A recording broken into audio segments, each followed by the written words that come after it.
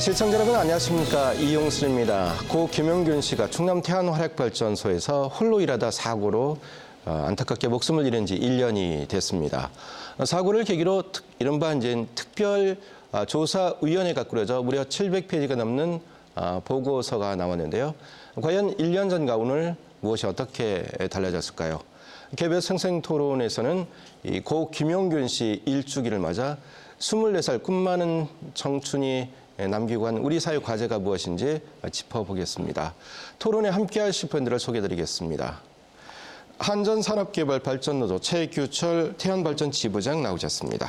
발전소 현장 노동자 최규철입니다. 노동환경건강연구소 이윤근 소장 자리에 함께했습니다. 네, 반갑습니다. 이윤근입니다. 고 김용균 특별노동안전조사위원회 전주희 위원 나오셨습니다. 네, 전주희입니다.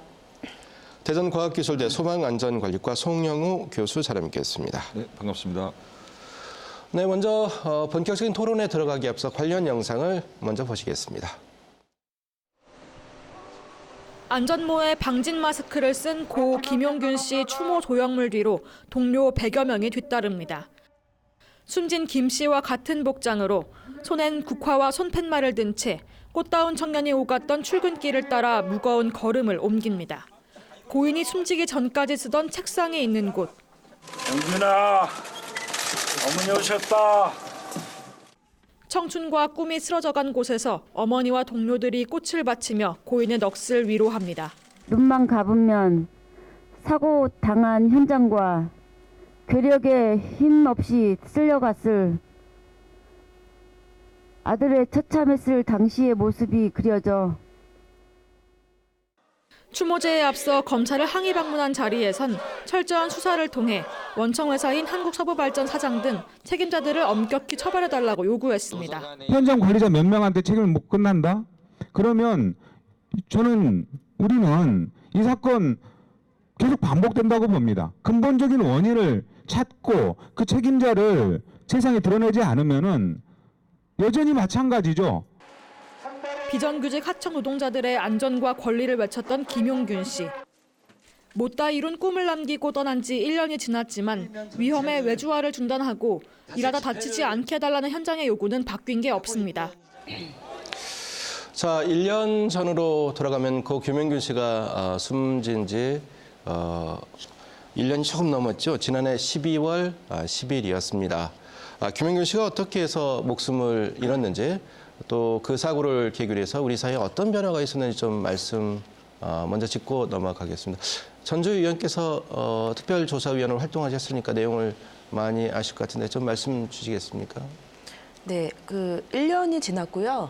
좀 우리 사회가 많이 달라졌다고 이야기를 하고 싶지만 안타깝게도 많은 부분이 달라지고 있지는 않는 것 같습니다. 그래서 한 가지 달라진 점이 있다고 하면 위험의 외주화라고 하는 심각성 혹은 시급성이 우리 사회에서 많이 이야기되고 있다라고 하는 점이 달라진 게 있고, 만약에 달라지지 않은 거면 그렇다면 이걸 어떻게 해결할 건가에 대한 문제는 좀 많이 더디게 진행되고 있는 것 같습니다. 네, 이제 그 위험 사업장, 위험 공정, 위험 생산 라인에 이런 이제 하청업체가 주로 많은다, 이런 것이 좀 많은 국민들이 알고 있는 부분입니다. 사고를 계기로 해서요. 자, 그렇다면 좀 이 부분 좀 실제적으로 많이 개선되느냐, 또 그렇지 않다, 이런 목소리가 더 큰 것 같습니다. 송영호 교수는 전반적으로 내용을 어떻게 짚고 계십니까? 예, 작년에 이제 사고가 발생된 직후에 그 산업안전보건법 전면 개정안이 이제 국회를 통과했습니다. 소위 이제 김용균 법이라고 하는 법을 통과를 했고요. 내년 1월 16일에 시행을 이제 앞두고 있습니다. 그리고 4월 달에 특조위가 출범을 했고요. 바로 이제 어제 정부가 이제 발전산업 안전관리 방안을 이제 발표를 했습니다. 적정 노무비 지급이라든지 뭐 이런 그 근로자분들의 처우 개선을 담고 있습니다. 이제 최규철 지부장께서는 이제 현장에서 활동하고 계시니까, 자, 어떻습니까? 노동 환경이 실제적으로 변해 이제 큰 변화일 텐데 실제 어느 정도 변했다고 보십니까? 비정규직 이제 그만 대통령과 만납시다라는 팻말을 들고 있던 김용균 동료가 생각이 납니다. 엊그제 일주기를 가졌는데요. 주모식장에 그런 동상을 세우지 못해 작년에 우리가 요구했던 또 나섰던 그런 그 조형물을 가지고 했던 게 좀 더 서글펐던 거고요. 네. 현장의 설비적인 측면으로 보면 사고 이후 장례를 치르고 나서 곧바로 대한활약 본부에 네. 이러한 것들을 어떻게 하면 개선할 수 있을까라는 그 발전 본부장님과 티타임을 가졌습니다. 그래서 발전 본부장님께서 거기서 제안을 하신 게 그럼 노사가 한번 한꺼번에 네. 한번 안전 TF팀을 구성을 한번 해보자 그렇게 제안을 해주셨고요. 저희들도 생각하지도 못한 그런 것들을 제안에 너무나 당황을 했습니다만 이후 구성을 해서 많은 것들을 개선해 나가면서 이게 하면 되는구나. 네. 그리고 실질적으로 현장에서도 전부는 아니지만 일정 부분 개선이 돼가는 거에 있어서 저 또한 또 우리 네. 직원들 또한 이게 변화가 시작이 되는구나 하는 거를 느낄 수 있었습니다. 네. 이제 태안 발전 사업장에서 이제 사고가 있었기 때문에 아마 노사 간의 어떤 접촉도 많은 것 같은데요. 자, 그러면 이제 어떤 위험한 공정을 하청이 맡고 있는 그런 사업장 우리 사회에 꽤 되죠. 자, 그러한 전반적인 어떤 그 위험 공정에 대한 사업장 안전 조치 이영근 소장께서 좀 어떻습니까? 1년 동안 좀 어떤 점이 변화되는지 감시돼 있습니까? 네, 제가 그 현장에 맨 처음에 갔을 때 제 스스로 몸이 느끼는 문제점들이 있었어요. 네. 그게 뭐 두 가지인데요. 하나는 너무 어둡고 너무 칙칙하다라는 첫 번째 저의 느낌이었고요. 네. 그러면서 드는 생각이 아니 전기를 생산하는 발전소가 왜 이렇게 어둡지? 네. 굉장히 아이러니하죠. 네, 그걸 느꼈고요. 이제 두 번째는 숨쉬는 공기가 너무 안 좋았습니다. 숨 쉬는 공기요. 네네. 숨을 쉬기 어려울 정도로 안 좋았고요. 그래서 나중에 이제 조사를 해서 내용이 밝혀졌지만, 그는 1급 발암물질이 전체 이 먼지 함량에서 보면 한 60% 이상 차지할 정도로 네. 숨쉬는 공기가 안 좋았죠. 그럼 이 두 가지가 지금 현재 바뀌었냐라는 네. 거죠. 일부분은 바뀌었지만, 예를 들면, 부분적인 조명은 설치가 됐죠. 그러나 네. 전체적인 조명의 수준 역시 굉장히 현재도 어둡고요. 그리고, 정말로 즉시 개선이 필요한, 숨쉬는 공기에 대한 관리, 구체적으로 이동형 환기 장치 같은 작업 네. 도구가 필요한데 이거 역시 아직도 지급되지 않았습니다. 그러니까 거의 변화가 안 됐다. 저는 네. 개인적으로 판단합니다. 이제 정부가 이제 이른바 김영균 특별조사위원회를 꾸려가지고요.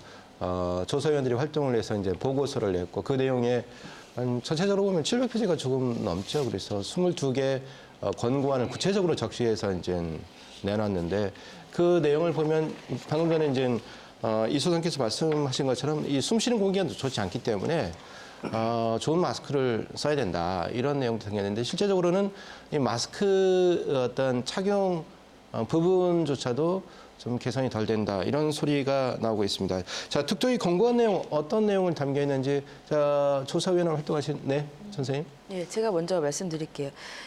김영균 특조위가 총 22개의 권고안을 제출했습니다. 네. 근데 거기에는 고용과 관련된 권고안도 있고 안전과 관련된 권고안도 있는데 김영균 특조위 핵심적인 문제의식은 고용 역시도 안전 대책의 일환으로 제출한 겁니다. 그래서 가장 첫 번째로 직접 고용 정규직화를 제안을 했는데요. 네. 근데 단서가 붙습니다. 노동 안전을 위한 직접 고용 정규직화를 실시하라라고 하는 것입니다. 네. 그러니까 보통 이 그러니까 안전과 고용이 무슨 관계가 있냐라고 네. 이렇게 의구심을 가지실 수 있는데 김영균 노동자나 발전소 노동자들이 지금 이 상황에 처해 있는 위험은 고용과 얽혀 있는 위험입니다. 고용과 얽혀 있다고요? 네네. 그러니까 우리가 위험의 외주화라고 이야기를 할 때는 보통 외주화된 위험뿐만 아니라 이 고용 형태가 그러니까 이 밖으로 이제는 외주화되어 있기 때문에 원청의 사용자와 하청 노동자가 각각 다른 기업에 다른 소속으로 다른 울타리 안에 있습니다. 네. 그렇기 때문에 서로의 책임을 떠넘기게 되는 거죠. 원청은 자기 노동자가 아니기 때문에 사실은 책임질 수 없다라고 이야기를 하고 하청업체는 우리 설비가 아니기 때문에 설비 개선을 할 수가 없다라고 이야기를 합니다. 그런 상태에서 위험이 방치되고 있기 때문에 그리고 그런 상태에서 위험이 증폭되고 있는 것이죠. 네. 자, 최규서 지부장님 어떻습니까? 직접 고용 얘기가 태안 사업장에서 나오고 있습니까? 네. 아, 일부 나오고 있습니까? 네. 지난 1년 동안의 저희- 어떤 흐름을 좀 소개해 줄 수 있으신가요? 저희는 저희가 업무를 일하고 있는 곳은 생명 안전 업무입니다. 네. 그래서 나라에서도 필요로 하는 필수 유지 사업장입니다. 그래서 당연히 직접 고용이 되어야 된다고 생각을 하고 또 그러한 노동 활동도 많이 했습니다. 그러던 중에 문재인 대통령이 당선이 돼서 비정규직 개로화 시대를 말씀하셨습니다. 그래서 저희들은 당연히 생명 안전 업무 또 필수 유지 업무 사업장은 직접 고용이 돼야 하는 게 맞다. 네. 또 우리 동료들도 이제 우리도 직접 고용이 되는구나라는 거를 많이 가지고 있었습니다. 그래서 특조위 권고안이라든가 국가 인권위의 권고안 또한 직접 고용했습니다. 그러나 어제 당정의 발표를 보면 상당히 좀 화가 많이 나는 상황입니다. 네. 전주 의원님 어떻습니까? 그 지금 노동계 입장은 위험사업장 부분은 정직원이 돼야 된다. 원청업체의 정직원이 돼야 된다. 왜냐하면 직원이 일하는 곳에 당연히 이제 안전조치가 개선될 것이다. 그래서 이제 고용과 안전이 하나로 이제 결부돼 있다. 이런 말씀을 주시는데, 자 이러한 흐름 속에서 직접 고용 부분은 좀 넘어야 될 또 산이 많이 있지 않습니까? 네, 그렇습니다. 어떤 점이 가장 높은 산일까요? 가장 무엇보다도 정부의 의지라고 생각을 합니다. 그러니까 정부가 특조위를 만들고 그리고 2월 5일 날 유가족들과 시민대책위와 협의한 사항이 있습니다. 네. 위험의 외주화를 해결하겠다. 이번 기회에. 그렇다고 하면 이 위험의 외주화를 해결하기 위해서는 사실 가장 중요한 거는 위험의 외주화로 인한 관행을 철폐해야 되는데 네. 거기에 대한 가장 직접적인 거는 외주화를 하지 않는 것입니다. 왜냐하면 정부도 인지하고 있습니다. 그리고 발전소 관계자들도 인지하고 있고요. 외주화가 되었기 때문에 위험이 방치되고 증폭되고 있다는 사실을 분명히 그러니까 인지하고 있음에도 불구하고 정부가 그동안 20여 년간 추진했던 민영화와 외주화에 대한 정책이 실패했다는 거를 사실상 인정하기 어렵기 때문에 네. 그 다음 단계로 나아가지 못한다고 생각을 합니다. 네. 이제 이용근 소장님은 이제 노동 분야 이제 연구를 주로 하셨기 때문에 노동계의 입장을 대변하셨는데, 자 그렇다면 사측인 원청업체가 위험한 공장을 외주화하는 근본적인 이유가 뭐가 있습니까? 우선은 그 위험을 외주화한다라고 하는 거는 굉장히 힘든 작업을 외주화한다는 네. 거하고 일맥상통하죠. 어떻게 보면 실제로 작업의 효율성을 위해서 한다라는 원래 원청의 그런 궁색한 변명도 분명히 있죠. 그러나 위험을 외주화한다라고 하는 거는 결국은 복잡한 작업의 흐름들을 단절을 시키고 네. 그리고 그거를 부분적으로 책임성 없게 그냥 떠넘겨주는 이런 문제가 있는 거죠. 그러다 보니까 사실은 발전소에서 먼지가 많이 나는 공정을 개선해야 되겠다. 그 개선에 대한 책임은 누가 있느냐? 원청이 있는 거죠. 네. 근데 작업에 대한 책임은 하청이 있는 거죠. 이러다 보니까 관리의 주체가 굉장히 애매해집니다. 네. 그러니까 아무리 개선을 요구하더라도 그걸 들어주는 사람은 다르고요.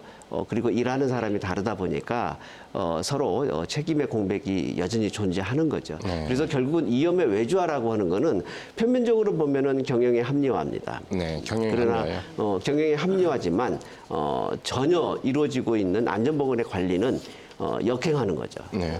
관리의 효율성이 전혀 없는 거죠. 네, 전주 의원 말씀 이어주시죠. 예. 덧붙여서 얘기하면 그 외주화가 보통 굉장히 비용을 절감하고 효율성을 증진시킨다는 생각을 가지고 있습니다. 네. 하지만 그거는 일종의 착시 효과에 불과할 수도 있는데요.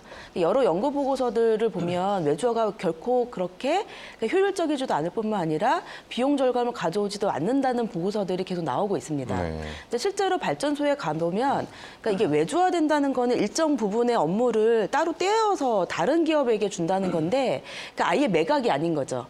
그렇기 때문에 다른 기업에 주되 원청이 관리를 해야 된다는 걸 전제를 합니다. 네. 그러면 많이 떼면 떼줄수록 관리의 비용들이 굉장히 늘어나게 됩니다. 경영력 합리화에 좀 불합리한 점도 있을 수 있다. 그렇죠. 그래서 관리의 이 인력들이 굉장히 늘어나고 관리 시간이 이 비용이 늘어나기 때문에 실질적으로 이 관리에 대한 부분들은 굉장히 커지고 네. 실제 작업하는 인원들은 굉장히 줄어들게 됩니다. 그래서 현장에 가면 현장 노동자들이 이 작업은 자기 혼자 하는데 원청 관리자들과 하청 관리자들이 한 네다섯 명이 지시를 한다는 거예요. 네. 그러니까 이런 비효율성이 굉장히 증대하는 부분들이 있기 때문에 그리고 이런 부분들은 굉장히 위험과 직결되어 있습니다. 왜냐하면 그러니까 위험은 굉장히 순식간에 일어나는 건데 이 위험에 대해서 어떻게 처리할 건지 신속한 대응이 좀 더딜 수가 있고요. 네. 그다음에 관리 체계가 관리 라인이 되게 복잡화된다는 거는 누가 구체적으로 어떤 시스템으로 이 관리에 대한 책임을 질 건지가 굉장히 모호하게 된다는 것과 네. 연관이 있습니다. 이 소장 어떻습니까? 지금 외청을 주고 이제 하청을 주더라도 관리 비용은 계속 사측에서 이제 비용으로 지출된다 이런 말씀을 주시는데 사측도 이제 나름 생각할 거 아닙니까? 이제 경중을 따져보고 어떤 것이 득실이 있는지 따져볼 텐데 자 사측의 마인드, 경영자들의 마인드는 아직 그 안전에 대한 근로자 안전 부분은 좀 경영에 좀 밀려 있는 거 아닙니까? 비단 발전소뿐만이 아니라 우리나라 전체 산업에서 보면 실제로 사업주가 가지고 있는 안전보건에 생각하는 인식은 네. 정말로 처참할 정도죠. 모든 게 경제성이 우선인 거고 노동자들의 생명은 뒷전일 수밖에 없는 거고 그리고 그것의 결정적인 판단의 근거들 즉 고용주가 생각하는 판단의 근거는 경제성입니다. 네, 어떤 게 더 경제성. 효율적이냐 이런 거죠. 근데 지금 이제 외주화 문제가 계속 나오고 있는데 그럼 이게 왜 안 되느냐라고 하는 거는 한번 좀 지켜봐야 될 것 같아요. 지금 정부가 표면적으로 내세우고 있는 이유는 크게 이제 세 가지입니다. 우리 발전산업만 놓고 보면 이제 첫 번째가 기존에 하청을 받고 있는 민간업체가 도산될 수 있다. 도산. 그리고 법적인 소송의 문제가 생길 수 있다. 이게 이제 첫 번째 이유고요. 두 번째는 그동안에 이 하청업체들이 쌓아온 기술적 노하우 네. 이거 어떻게 할 거냐 이런 거고요. 그리고 세 번째가 경영의 효율성에 반대가 된다라고 하는 거예요. 근데 이거 따져보면 너무나 재밌어요.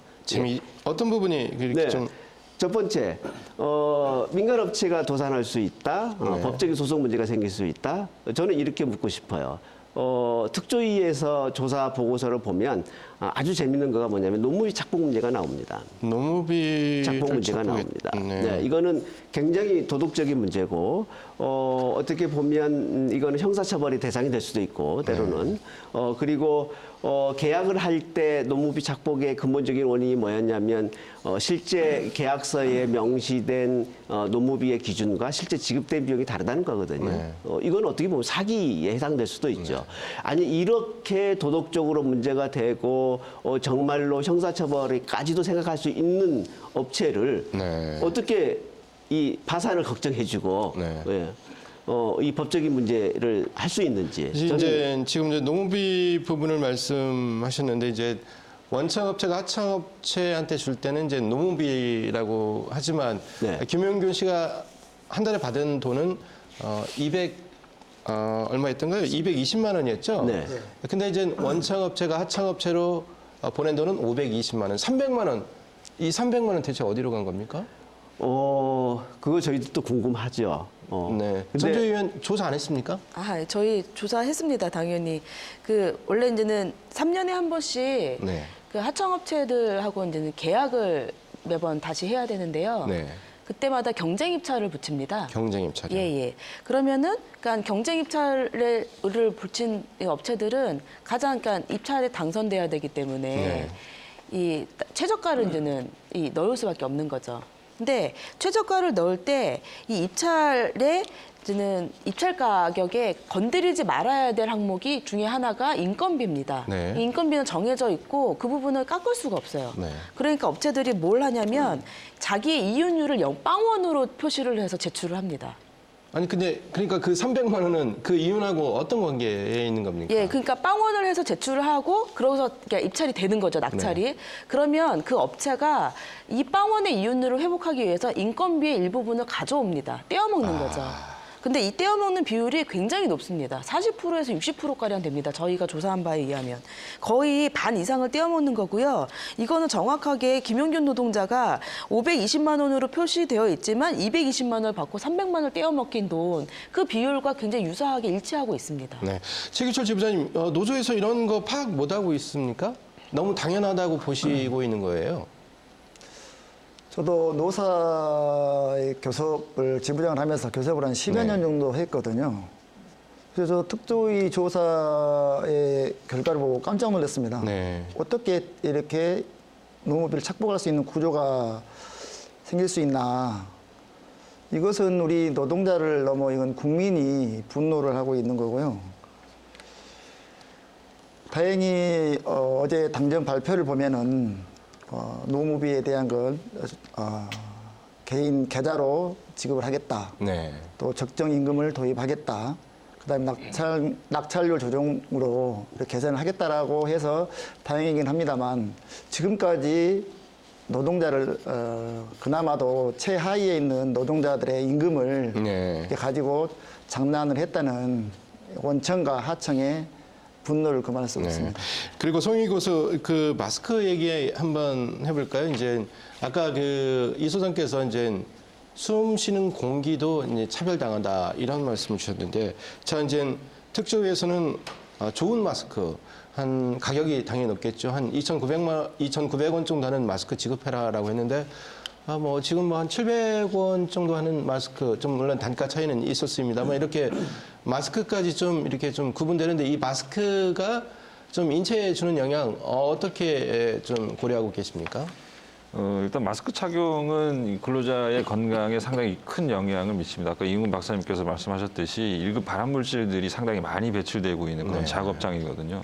그래서 기존에 근로자분들이 착용하던 마스크는 이제 1급 마스크였었습니다. 1급 마스크요? 대략 한 80%를 걸러준다라고 보시면 되겠죠. 근데 지금 이제 지급되고 있는 거는 이제 특급 마스크라고 해서 한 94% 정도를 네. 걸러줍니다. 근데 이게 근로자의 건강은 확보될 수 있는데 호흡이 좀 어렵습니다. 너무 네. 많이 걸러내서요. 예, 예. 그러니까 그 작업 환경에 근로자분들의 어떤 그 운동상의 그런 면을 좀 고려를 해보면 예, 격렬하게 이제 작업을 좀 하기가 힘든 그런 상황이 발생이 되는 거죠. 네. 어떻습니까? 그 최기철 지부장 어떤 그 근로자분들이 이 마스크는 많은 방진을 걸러내는 기능이 있지만 좀 숨차기가 힘들다, 숨이 좀 찬다 이러면은 좀 수준이 떨어지는 그런 마스크를 일부러 착용하기도 하는 겁니까? 그렇습니다. 저희들이 그 산업안전보건위원회를 하면서 네. 2급이 아닌 1급으로 좀 교체해달라고 했던 데가 엊그제 같은데 특조위 조사 결과를 보고 이런 발암물질로 인해서 네. 다시 이제 그보다 더 한 단계 상향인 특급으로 많이 바뀌었는데요. 여지껏 지금 아까 교수님께서 말씀하셨다시피 여지껏 숨 쉬었던 것과는 영 다른 세상을 살다 보니 네. 이게 숨이 쉬기가 어려운 겁니다. 그래서 각 여러 군데 현장이 있지만 그 네. 각각마다 마스크의 요구하는 사항이 좀 틀리고 그렇습니다. 네. 그래서 저희들도 현장에 다니면서 발암물질 때문에 마스크 써라, 야 마스크 써야 돼 하는 그런 요구 사항들이 스스로들 우리 서로를 이렇게 하고 있습니다. 네. 이제 이용구 소장께서는 이제 근로자 건강 주로 연구하시고 이제 깊은 관심을 보이시는데 어떻습니까? 마스크 착용이 상당히 중요한데 좀 등한시된다고 할까요? 네. 그런 부분이 있는데 좀 우려가 깊겠습니다. 예, 특급 마스크 지급을 제가 보고서에서 언급을 했는데요. 그러셨습니까? 네. 그 근거는 이렇습니다. 발암물질이라 그래서 무조건 특급 마스크를 지급하는 건 아니에요. 아까 얘기했듯이 숨 쉬는 문제가 있기 때문에 그런 걸 고려를 해야 되죠. 그런데 제가 현장에 1급 발암물질인 결정인 유리규산의 농도를 측정을 해봤더니 통상적인 국내 기준의 약 한 10배 정도를 초과를 하고 10배요? 있었고요. 그리고 미국의 기준으로 하면 한 20배 정도를 초과를 합니다. 이제 석탄 연료를 이제 공급하는 이제는 라인에서 지금 그렇죠. 검출된 분진이 나는 분진이 곳에서의 발암물질의 농도를 이야기를 하는 겁니다. 그런데 이게 만약에 숨쉬기가 어려우니까 특급이 아닌 1급을 쓴다라고 가정했을 때 제가 계산을 해봤어요. 그리고 1급 마스크의 방진 이 걸르는 효율은 95%입니다. 그러니까 나머지 한 5% 높게 보면 한 10% 정도는 그대로 흡입이 될 수 있다라는 거죠. 그러면 이거는 그 마스크를 쓰더라도 노출 기준을 초과를 하는 거예요. 그래서 특급 마스크를 요청을 드린 거고요. 근데 계속 지금 이야기가 나왔듯이 특급 마스크를 쓰게 되면 숨쉬기가 어렵다라는 이야기가 지적이 될 수 있죠. 저는 두 가지의 대안이 있다고 봅니다. 하나는 모든 마스크가 숨쉬기가 어려운 건 아니에요. 약간 숨쉬기가 편한 것들도 있어요. 비용이 비싸겠죠? 문제가 있을 수 있죠. 예. 그거를 지급하는 방법이 하나가 있고요. 그다음에 두 번째는 특급 마스크와 1급 마스크 두 가지를 구분을 해서 특정 작업에서 먼지가 많이 나는 곳이라 그러면 좀 힘들더라도 특급 마스크를 쓰고요. 그 외에 일상적인 점검에서는 1급 마스크를 쓰고 약간 이원할 수는 있습니다. 물론 이제 회사에서는 돈의 문제라고 또 이야기를 하겠죠. 근데 건강의 문제가 우선이기 때문에 저는 반드시 그렇게 해야 된다고 봅니다. 지금 우리 정부 또는 우리 자치단체도 이제 과거에는 안전의식이 좀 부족했을 때는 석탄 광선에서 일했던 분들도 지금 현재는 이제 연세가 깊어지면 이제 폐질환을 앓고 그 비용을 정부가 이제 부담하는 그런 제도가 있지 않습니까? 그래서 그렇다면 이렇게 위험한 사업장이고 이 어떤 분진 발생이 많다면 법적으로 이제 강제하는 그런 방안도 좀 고려 대상이 될 수 있을 것 같은데 좀 그렇지 않은 것 같습니다. 송영일 교수, 그 원인 어디에 있다고 보십니까? 지금 이 발전 산업 같은 경우에는 그 특수한 작업장입니다. 그러니까 우리가 지금 보면 이 사업장에 적용되고 있는 개별법이 이제 산업안전보건법인데요.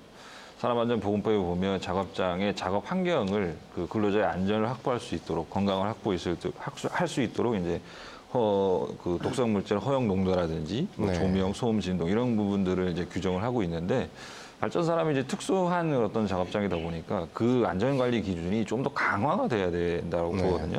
예를 들면 조명은 이제 현재 작업장보다 훨씬 더 밝아야 되고 예, 이런 부분들이 좀 강화해야 된다고 보는데 우리나라에서는 지금 현재 이런 그 발전 산업만의 특수성을 고려한 어떤 안전관리 기준이 없는 것이죠. 예, 그래서 그런 부분들이 좀 개정이 돼야 되는. 어제 이제 정부 이제 당정에서 발표한 어떤 그 발전 분야 안전 강화 조치가 나왔는데요.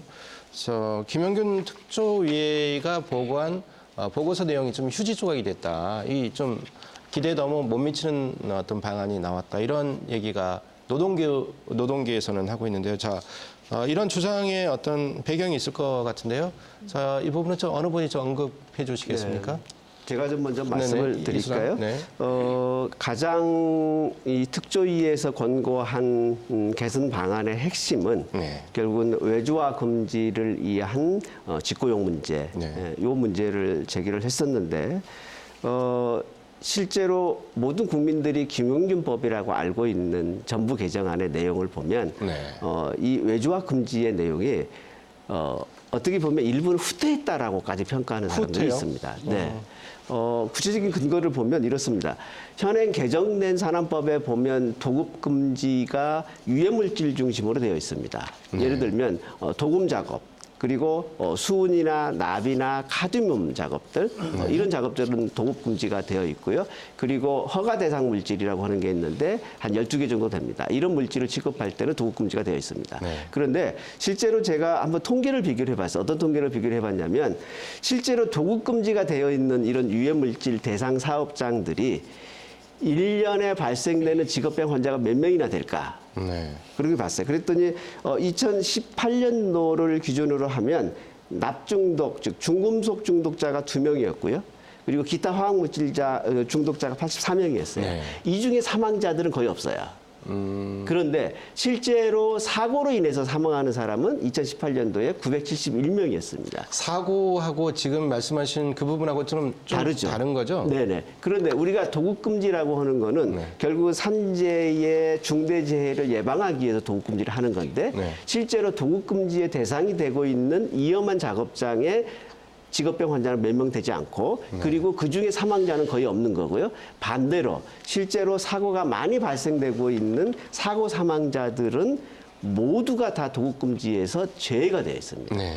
그러니까 김용균법이라고 이야기를 하지만 김용균 씨가 일했던 위험한 작업은 완전히 빠져 있는 거죠. 그래서 김용균 씨가 없는 김용균법이라고 이야기를 하는 겁니다. 네. 이제 저주희 의원 어떻습니까? 이제 그 정부가 얘기하는 것, 그러니까 유해 물질을 취급하는 사업장은 하청 주지 마라.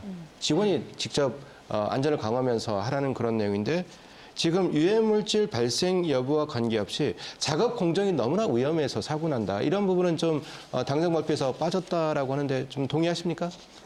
네, 그 부분이 가장 아쉬운 부분이고요. 12일 날 정부가 이행계획안을 발표를 했습니다. 근데 두 가지 문제가 있는데 하나는 그 김미숙 어머님 그 유가족과 발전소 네. 하청 노동자들 그 당사자들이 그 합의안을 발표하는 자리에 전혀 초대되지 못했습니다. 그리고 사전에 협의하는 논의조차 없었습니다. 네, 특조위도 마찬가지고요. 두 번째는 내용상의 문제인데 직접 고용 정규직화 안에 대해서는 동의한다. 하지만 못한다. 라는 게 그 권고안의 핵심입니다. 그리고 두 번째, 대신에 노무비 착복으로, 그러니까 이 착복을 못 받은 임금의 네. 일부를 다시 받을 수 있도록 조치해 주겠다. 그래서 마치 안전을 돈으로 환원하는 네. 듯한 우려가 가장 심각하게 나타나고 있습니다. 네. 그 최기철 지부장 어떻습니까? 이제 직고용, 그러니까 직접 고용의 문제는 사실 노조 한 개 지부에서 해결할 사안은 아닌 것 같고요. 이제 노동계 전반적으로 어떤 정부를 압박하는 그런 흐름으로 갈 수밖에 없을 것 같은데, 자 이제 노동계가 이제 다른 사업장하고 연계해서 이런 직고용을 좀 주장하는 바 좀 커지고 있는 겁니까? 아니면 일주일을 지나면서 좀 흐지부지 될 가능성이 있는 겁니까? 정부에서 지금 특조위 공고안이나 국가 인권위에서 공고하는 직접 고용입니다. 저 또한 직접 고용이라고 믿고요. 좀 전에 말씀드렸다시피. 근데 2월 5일 당정 합의 사항을 넘어서지를 할 수가 없다라고 해서 공공기관 설립을 하겠다고 합니다. 이 또한 그때 당시에 사회적인 문제는 사회적인 문제였다고 네. 치고 그 이후로 특조위가 정확한 전문가님들께서 정확히 조사를 해보니 직접 고용을 해야지만이 위험의 외주화를 줄일 수 있다라고 네. 분명히 거기서 말씀드렸습니다. 노동이 당당한 나라를 만들겠다고 하신 문재인 대통령님 정부에서 어떻게 그러한 공고안 또 국가인권위의 공고안마저 이렇게 훼손을 하는지 이해를 할 수가 없습니다. 네, 이제 충남 지역에 이제 석탄 화력 발전소가 많죠. 충청도가 이제 미세먼지 발생을 좀 줄이자는 차원에서 좀 축소하는 그런 것에서도 화력 발전 여전히 이제 가동 중인데요. 정부가 하청을 받은 업체들, 하청 업체들을 한데 묶어서 공공기관 성격의 그러한 큰 조직으로 만들겠다라고 했습니다. 그러면 좀 문제가 해결될 것 같다고 보았죠. 어떻습니까? 이런 것이 좀 개선이 될까요? 어느 분이 말씀 주실까요? 제가 네, 전주희 말씀드릴 것 의원. 같은데요. 그 공공기관이라고는 하지만 실질적으로 원청과 하청의 지배 상하의 위계 구조, 네. 그러니까 지배 구조는 변하지가 않습니다. 그래서 오히려 자회사 형식의 덩치 큰 협력사가 공공기관이라고 하는 공식 이 외피를 쓰고 만들어진다고 네. 볼 수 있을 텐데요. 그렇게 되면 원청의 지배력은 더 강하게 되고, 그리고 이 원청과 하청 간의 이 위험을 둘러싼 소통 부재, 네. 책임에 대한 공방 이런 것들은 또 여전히 존재하기 때문에 저희는 근본적인 대책이라고 하기가 좀 어렵습니다. 네. 또 덧붙여서 이제는 현실적인 정규직 전환에 대한 어려움이 있다라고 정부는 이야기를 하는데 그거를 10분 감안한다고 하더라도 그렇다고 하면 단계적 방안을 좀 제시해야 되는 것이지. 단계적 방안. 예, 오히려 그 정규직화에 대한 문제를 원천 차단하면서 아예 자회사나 공공기관으로 가겠다라고 하는 거는 정면 좀 반대되는 입장이라고 생각합니다. 네. 이와 지금 관련해서 좀 잠깐 네, 말씀을 드리면, 네, 손 교수. 네. 예, 지금 이 직접 고용과 관련돼서 보면 이제 고용률이 증가를 하지 않습니까? 그럼 네. 이제 발전사 입장에서 보면 인건비가 부담이 되고요. 네. 그다음에 뭐 작업 공정이나 환경 개선을 위해서 이제 시설 투자 비용이 이제 증가하지 않습니까? 그러니까 발전사가 부담해야 될 비용적 측면이 좀 강합니다. 네. 그래서 이제 어렵다라고 느끼는 건데 이제 제 개인적인 생각은 뭐냐면 이 발전 산업이 사실 국가 기반 산업이거든요. 네. 근데 지금 현재 민영화 이제 위주로 이제 흘러가고 있는데 이걸 좀 그 정부가 좀 지원해주는 어떤 비율이나 이런 것들이 좀 높아져서 국영화 네. 비슷하게 이 운영을 하는 것이 더 바람직하지 않나라는 네. 생각을 해봅니다. 네, 중요한 지적을 해주셨는데요. 네, 말씀 이어주시죠. 지금, 네. 네, 발전사가 사실 정규직화를 하고 싶어도 못하는 이유는 네. 정부의 공공 부문의 인건비나 규모를 계속 이게 축소시키려고 하는 정책들이 유지되고 있기 때문입니다. 네네. 그래서 작고 강한 정부 아니면 효율적인 정부라는 미명하에 공공부문의 정규직 인원들을 계속 제한하고 있습니다. 네. 그렇기 때문에 하청 노동자들 직접 고용하려면 정부의 결재가 있어야 된다는 거죠. 네. 자, 이용구 소장 어떻습니까? 문재인 정부는 적어도 노동자 편에 서 있다. 노동계의 어떤 요구를 잘 들어주는 정부다라고 국민 대다수가 믿고 있거든요. 네. 어떻습니까? 어제 나온 당정 발표 그리고 김용규법 내년 1월 시행되는 김용규법 어떤 문재인 정부의 어떠한 노동계 요구 좀 어느 정도 몇 % 정도 반영됐다고 보십니까? 수치화하면? 예, 뭐 딱 숫자로 이 정도다라고 말하기는 네. 굉장히 어렵지만 제가 이제 개인적으로 판단했을 때는 글쎄 점수를 준다면 뭐 한 40점 40 정도 점이요? 주고 싶어요. 예. 좀 높여줄 수는 없습니까? 높일 수 없습니다. 네. 그 몇 가지 한번 살펴볼 필요가 있는데요. 어제 이제 발표한 그 이행 방안의 내용들을 보면 네. 제가 몇 가지만 한번 이야기를 해줘 볼까요? 네. 안전보건의 원화청 시스템을 구축하겠다라고 했는데 네. 여기 나와 있는 대응의 내용들이 보면 이제 첫 번째가 원화청의 산재를 통합 관리하겠다 네. 이런 거고요. 두 번째가 통합의 협의체를 구성하겠다. 또 위험성 평가에 노동자를 참여시키겠다. 또 내지는 안전경영위원회를 만들고 거기에 사장이 직접 참여하도록 하겠다. 이런 내용이 다 들어가 있어요. 그리고 굉장히 좋은 정책이죠. 네. 예. 근데 놀라운 거는 이 모든 내용들이 특조위가 권고하지 않았더라도 네. 또 정부가 합동으로 이행 방안으로 고민해가지고 열심히 타이핑을 하지 않았더라도 네. 이거는 이미 산안법에 개정된 산안법에 이미 다 나와 있는 내용이에요. 그러니까 사업주가 반드시 해야 될 내용이에요. 그러니까 이거를 마치 새로운 이행 방안인 것처럼 보고서에 굉장히 많은 양을 자체해서 들어가 있거든요. 네. 이거는 어떻게 보면 그냥 잘 하겠다. 우리 앞으로 열심히 하겠다. 잘 봐달라. 이 정도 수준인 것이라고 저는 생각을 하는 거예요. 송영 교수 어떻습니까? 이제 김용균법에 김용균이 없다. 네. 좀 이제 정부 당정 대책 발표 그리고 산업안전보건법이 시행됩니다만 전 책임 있는 사업 원청업체 사업주에 대한 처벌 수준 좀 낮다 이런 얘기가 나옵니다. 좀 그렇게 보십니까?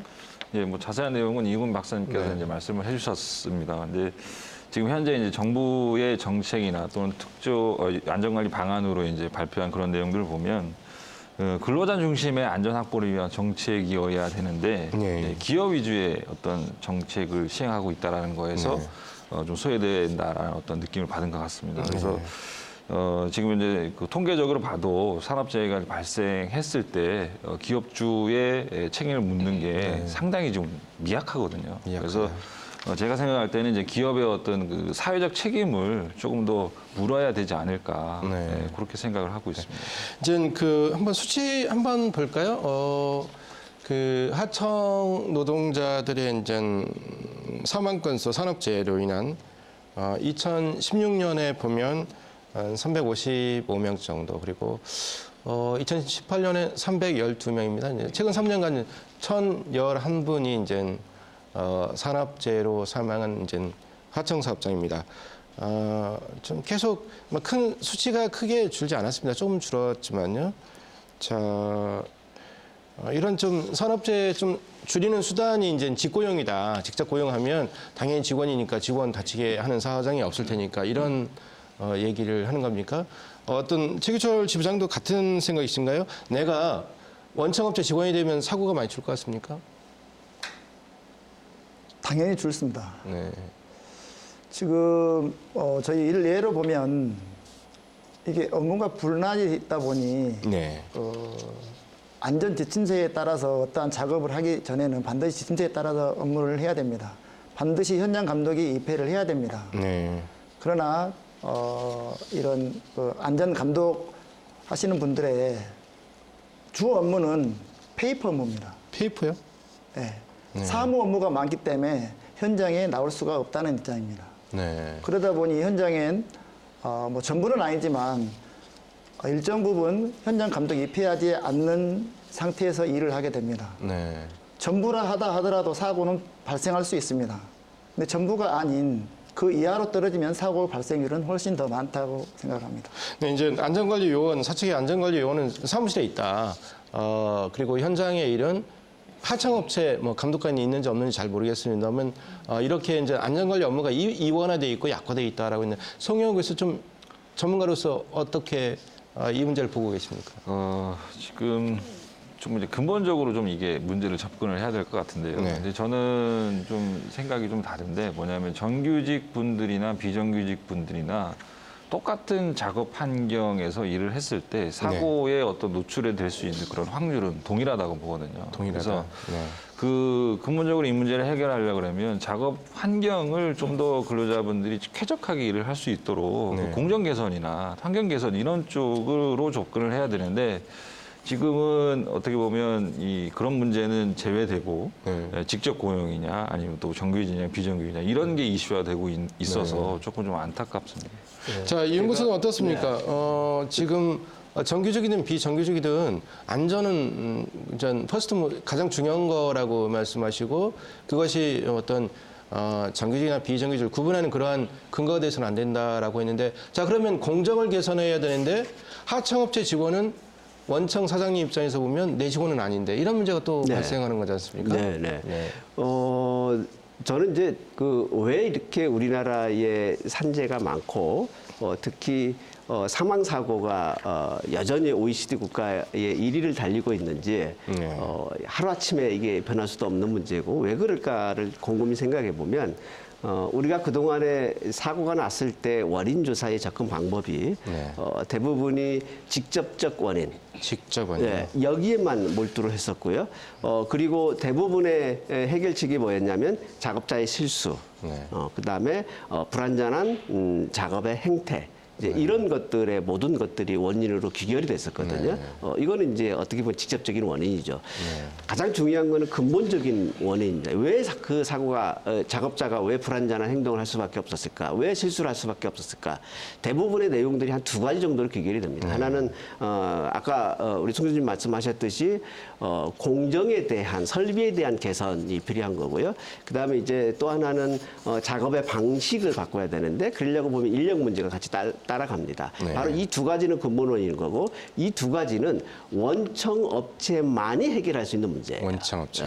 그래서 아까 계속 지금 이해가 됐던 왜 원하청 간의 사고의 발생률이 왜 차이가 나는지, 왜 하청업체들이 많이 죽는지 이런 문제에 대한 답이 바로 거기에 있다고 봅니다. 네. 전주희 의원은 어떻습니까? 어제 당장 발표 안에 사업장 안전조치를 강화하는 원청업체의 책임을 좀 강화시키는 그런 내용도 담겨 있습니까?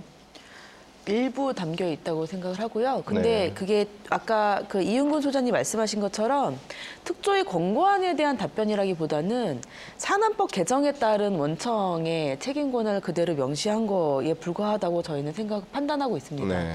근데 저희는 산안법 개정에 대해서 그러니까 사실 누더기법이라고 김용균 없는 김용균법이라고 이미 비판한 바 있기 때문에 사실 특조위의 권고는 개정된 산안법에 그치는 게 아니라 실질적인 원하청 간의 책임을 물을 수 있는 권고들로 채워져 있는데 그 부분에 대한 부분이 굉장히 미흡하게 나와 있게 됐습니다. 전 김용균 씨가 이제 24살의 생으로 이제 마감을 하면서 우리 사회에 좀 무관 화두를 던졌죠. 위험의 예주화. 이 좀 문제를 풀어야 된다. 좀 사회는 선진화되는데 위험 사업장은 여전히 옛날 그대로의 모습이 있고 그리고 또 하청 사업장의 1년에 이제 300여 분이 그로 인해서 이제 목숨을 잃는데, 자, 우리 사회가 좀 풀어야 되는 과제, 숙제, 앞으로 어떤 방향으로 어떻게 나가야 될까요? 최기철 지부장께서는 이제 직접적인 관련이 있으시니까 좀 마음이 무거울 텐데요. 좀 전에 교수님께서 말씀드렸다시피 근무 환경이 중요하다라고 말씀하셨습니다. 작년에 올해군요. 인권위에서 와서 실태 조사를 했습니다. 그래서 제가 그때 인권위원장님한테 물었습니다. 네. 혹시 이런 것도 인권입니까? 라고 물었습니다. 그래서 네. 여러 가지 저희들의 근무 환경에 대해서 질의를 했습니다. 라고 했더니 제가 봐도 심각했습니다. 라고 말씀했습니다. 네. 그게 이게 인권이라는 걸 알았습니다. 지금 2017년도에도 태안화력은 사망 사고가 있었습니다. 네. 그때도 노동부의 특별 점검이 있었습니다. 대대적으로 했습니다. 그래서 뭐 거의 다 했다라고 얘기를 했습니다. 그리고 나서 1년 후에 또 사고가 생겼습니다. 사고는 연속적으로 반복이 됩니다. 반복된 사고의 유형만 들릴 뿐입니다. 게임 사고, 떨어짐 사고, 매몰 사고, 기타 등 사고가 많이 생깁니다. 1년 전에 사고 나서 특별 노동 안전 점검을 했는데도 1년 후에 또 점검을 해보니 1029건이 나왔다고 합니다. 네. 그럼 이건 노동부가 실질적인 안전의 주 책임자인 노동부의 관리 감독이 소홀하다. 네. 노동부의 관리 감독을 강화를 해야지만이 사고가 줄 수 있고 또 중대재해처벌법이 반드시 만들어져야 된다고 생각합니다. 네. 이제 하나만 제가 추가해서 네, 짧게 좀 해주시면 그럴까요? 이현우 소장님. 네, 예. 결국 이제 우리 사회가 남겨진 과제인데 네. 그런 위험의 외주화 문제 좀 계속 이야기 나왔고요. 그 중에 이제 하나가 노동자를 바라보는 인식의 문제가 저는 굉장히 인식의 문제. 심각하다고 봐요. 이게 하루아침에 개설된 문제는 아니지만 예를 들자면 우리가 한 노동자가 위험한 곳에 일을 한다? 그러면 우리는 이렇게 생각할 수 있죠. 저 노동자는 저렇게 위험한 곳에서 일해도 될까? 이렇게 생각할 수 있어요. 근데 많은 사람들은 그렇게 생각만 하고 괜찮아라고 지나갈 수 있어요. 근데 바꾸어서 내 가족이, 내 자식이 저렇게 위험한 곳에서 일해도 될까라고 생각을 하면 네. 전혀 동의할 수 없을 겁니다. 그 인식을 바꿔야 된다고 봅니다. 네. 이제 우리의 인식도 좀 바꿔져야 되고요. 정부의 노력 그리고 무엇보다 이제 그 안전사업장의 현장 개선 조치를 이행할 수 있는 어떤 원청업체 사장들, 경영진들의 어떤 인식도 좀 많이 바꿨으면 하는 바람이 큽니다. 토론 여기서 정리하도록 하겠습니다. 김용균이라는 이름, 그 이름은 이제 하청 노동자들의 불안하고 좀 안정되지 않은 그런 삶을 대변하는 상징적인 이름이 됐습니다. 지난달 언론에 보고된 산재 사망자를 보니까요, 40분이 넘는다고 합니다. OECD 산재 사고 사망률 압도적 1위. 이 현실은 언제쯤 바꿀 수 있을 것인가요? KBS 생생토론 여기서 마치겠습니다. 시청해주신 여러분 감사합니다.